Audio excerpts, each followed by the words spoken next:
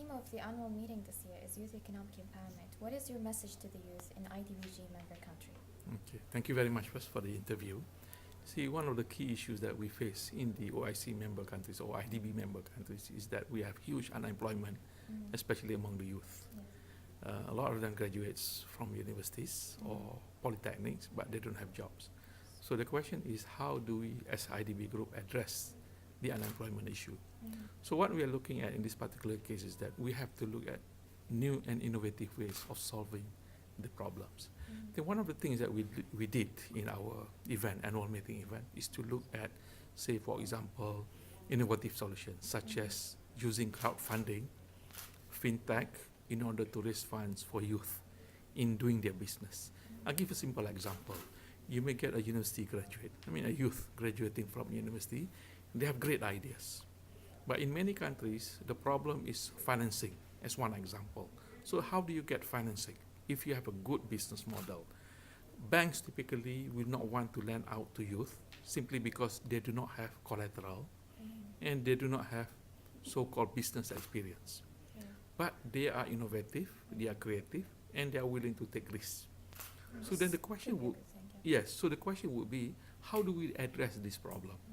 So one solution would be to use fintech. And youth are very adaptive in using new technologies. Yes. So how do we do that? So one of the things is to create a crowdfunding platform, where youth can propose their idea to this platform, what business they are planning to do, what model they're going to generate income, and how they plan to move forward this business.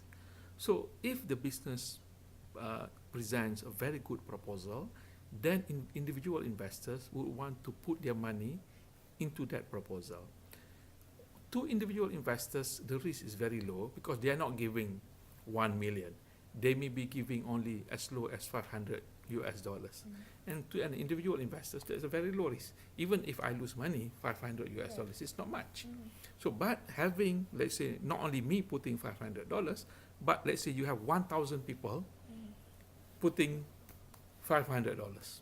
So already you have $50,000, which is quite a large amount of money for them to do business. Yes. So in this way, individual investors will have low risk, but for the youth, they have now this money to do business.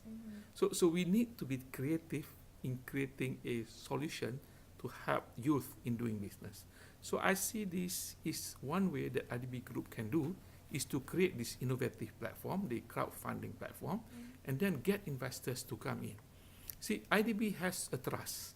People trust IDB. Say, for example, youth has a good business, they put forward in this platform created by IDB, then investors are willing to come because they know that IDB has evaluated this youth, and this youth is very interested in doing business.